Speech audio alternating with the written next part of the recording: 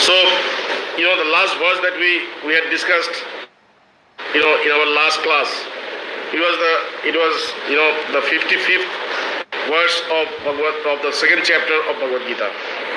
Now we have moved into the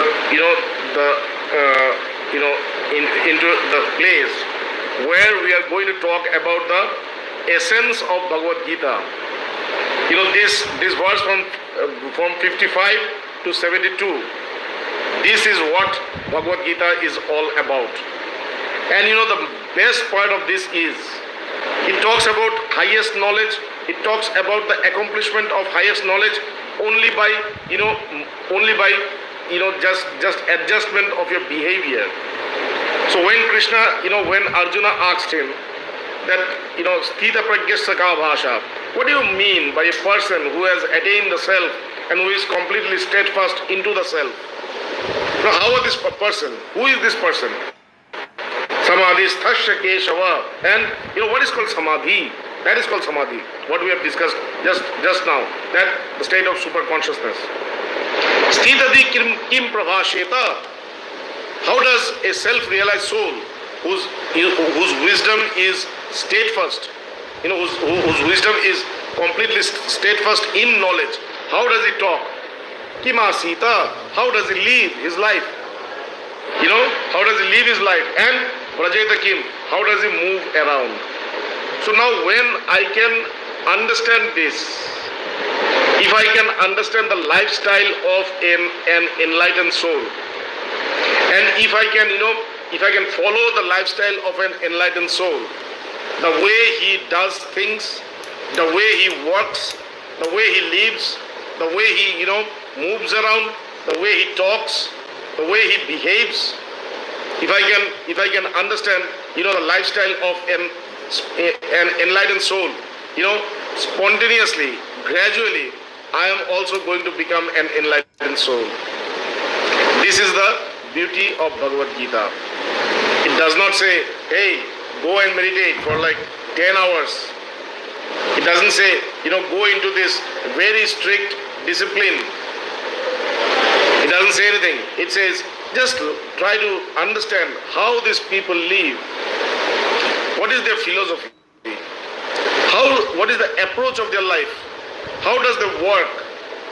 How does they work? How does they, in which subject do they focus? And what is the interest? And in which subject they are not interested? Just think, see that, follow that, follow that, and put it in your life, practice that. That is enough for you to attain self-realization or, enlightenment. So, how does an enlightened soul behave? How does an enlightened soul walk, move around? How does he live? And what is he all about? Then the first thing that Krishna said, we have discussed this in our last session. This is something which we all need to practice. Bhagavad Gita means practice. You listen to one verse, and then there is a gap of like 2-3 days.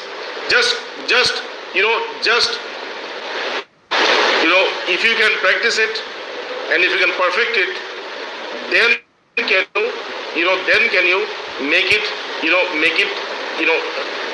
like reflected in your mind, in your life. Okay? So it says, Prajahati yada kaman sarvan partha manogatan.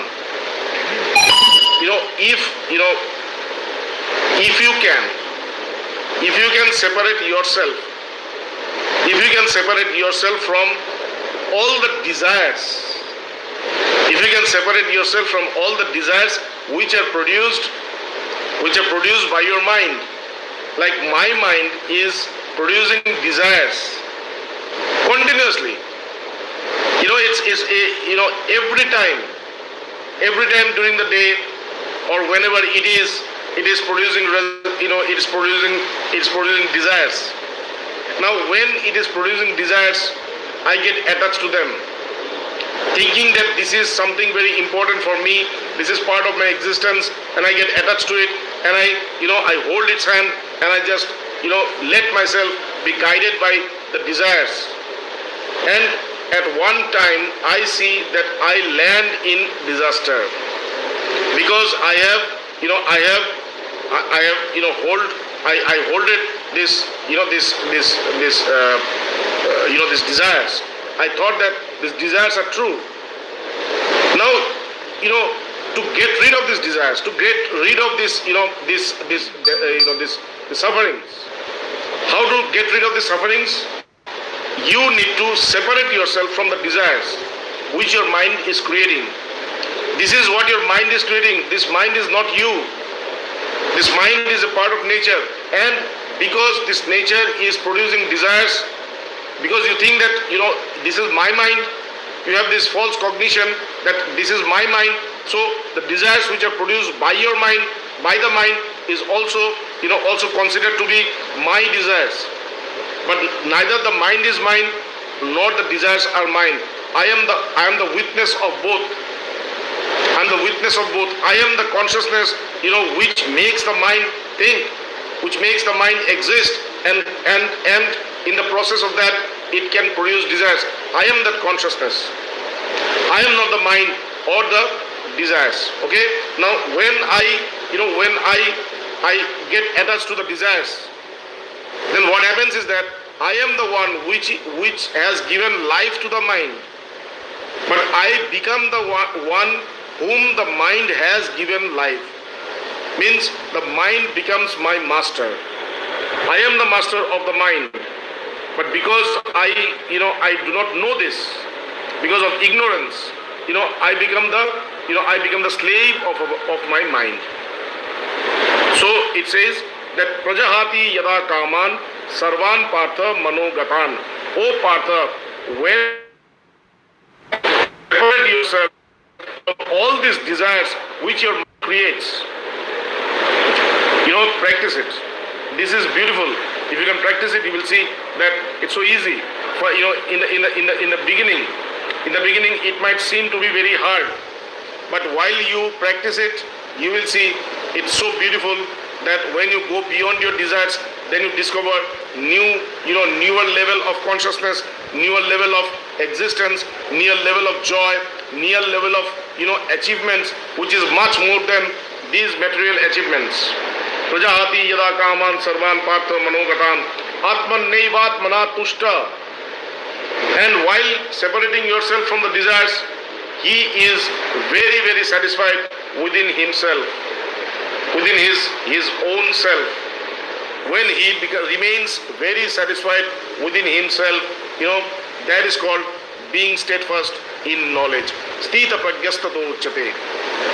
So this is, when he talked about karma yoga, first of all, he had given the principle of karma yoga. That is, karmanyeva adhikaraste ma phaleshu kadachana. The principle of karma yoga is this, that you need to separate yourself from the results of karma, and you need to only perform karma. That's it. This is the first principle. Number two is the results of the karma should not be the cause of your engaging into karma. So this is another second principle. And when he had said about these principles, then he gave ways how to work it out in your life. Okay, so here also the first thing that he said is the principle. Prajahati yada kaman sarvan partho manogatan atman neivatmana tushta sthita pragyastado uchate. This is the principle. You need to get rid of the desires. You need to get rid of your desires. One who is separate from the desires which are created by the mind, and one who is always immersed into himself, and thus he remains peaceful, satisfied. This person is called sthita pragya. That is, this person is considered to be the one whose knowledge or whose wisdom is steadfast. Now this is the principle. Now how to reach this place? How to reach here? How to reach the state where you will not get attached to the desires? This is very difficult. Your mind is always producing desires, and you have been getting attached to the desires and following them blindly for your entire life. So, all of a sudden you hear that you need to get separate from the desires, which is very, impossible. Now he is giving ways how to do it. What does he say?